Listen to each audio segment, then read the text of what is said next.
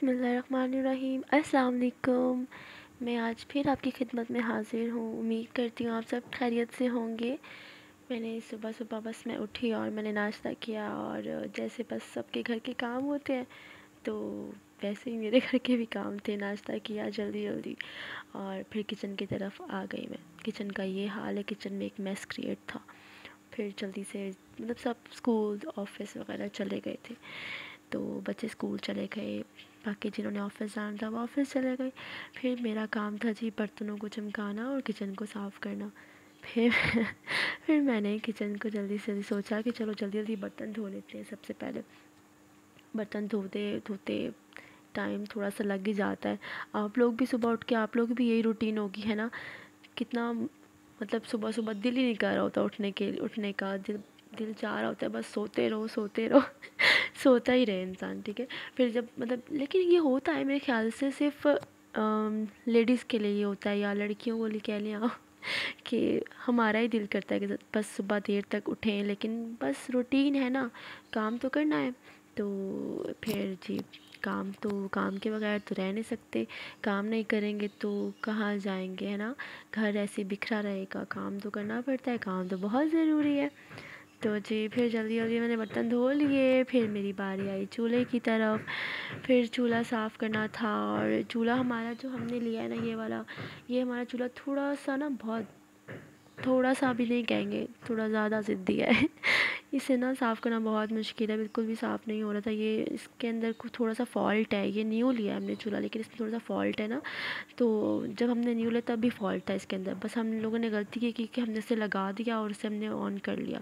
अगर हम ना करते तो ये चेंज हो जाता, लेकिन फिर ये चेंज नहीं हो सका और उन लोगों ने वापस भी नहीं किया। इतना ज़्यादा हमारे साथ मसला हुआ था। फिर हमें मजबूरन इसी के साथ गुजारा करना पड़ा। तो इसको फिर भी हम लोग कर देते हैं साफ़, क्लीन कर, बड़ी मुश्किल से कोशिश तो बहुत करते हैं पर फिर हो ही जाता है। ज़िद्दी चीज़ों को ना ठीक करना भी हम लोगों को आता है ना।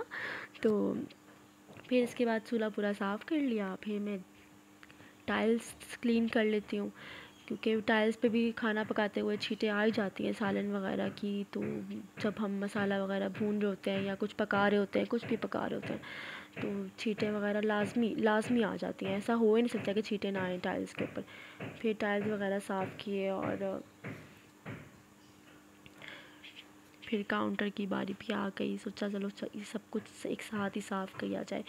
सारा कुछ सुबह सुबह कर लो ना, सारे काम सुबह सुबह कर ली जाए तो अच्छा होता है।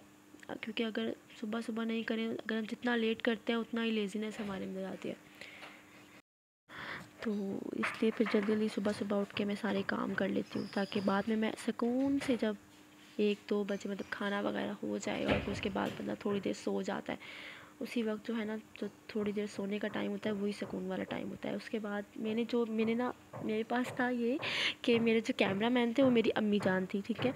और मेरी अम्मी जान ने जो है ना कैमरे में आधी वीडियो रिकॉर्ड ही नहीं हुई मेरी, आधे क्लीनिंग की ना वीडियो रिकॉर्ड ही नहीं हुई मेरी, क्योंकि मैंने उनको बोला था कि पॉज करना है। उन्होंने जहाँ मैंने उनको पॉज करवाया था उन्होंने वहाँ प्ले कर दिया, और जहाँ प्ले करना था वहाँ पॉज कर दिया।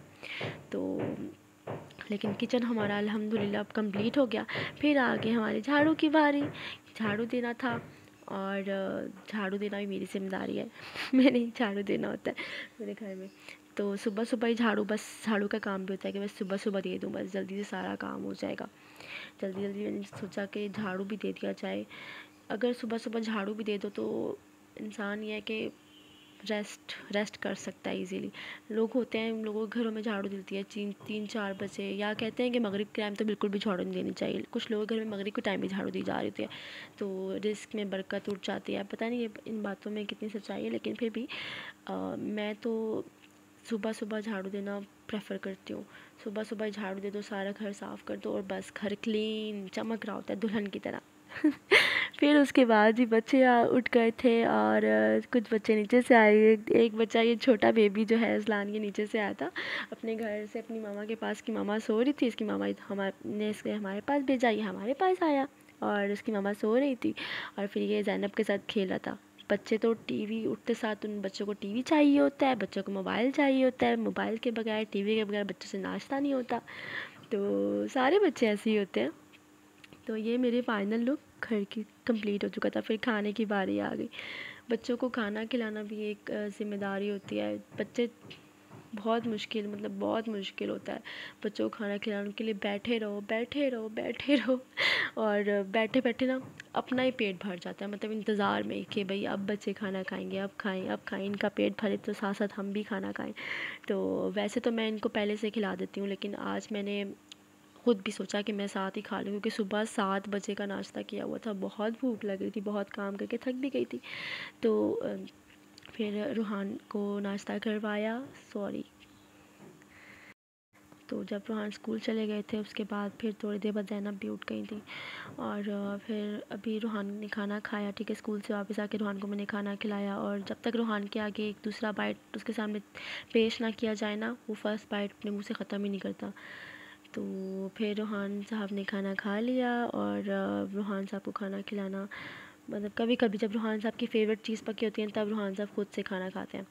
और फिर ज़ैनब आ गई थी अपनी चीज़ें लेकर और मुझसे पूछ रही थी। आई होप आपको मेरी वीडियो पसंद आई होगी। प्लीज़ मेरे चैनल को सब्सक्राइब और लाइक और शेयर करना मत भूलना, प्लीज़ प्लीज़ प्लीज़। और अगर मेरी कोई बात बुरी लगती हो, लग जाती हो, या कोई कोई भी चीज़ बुरी लगती हो तो मैं माज़रत चाहती हूँ।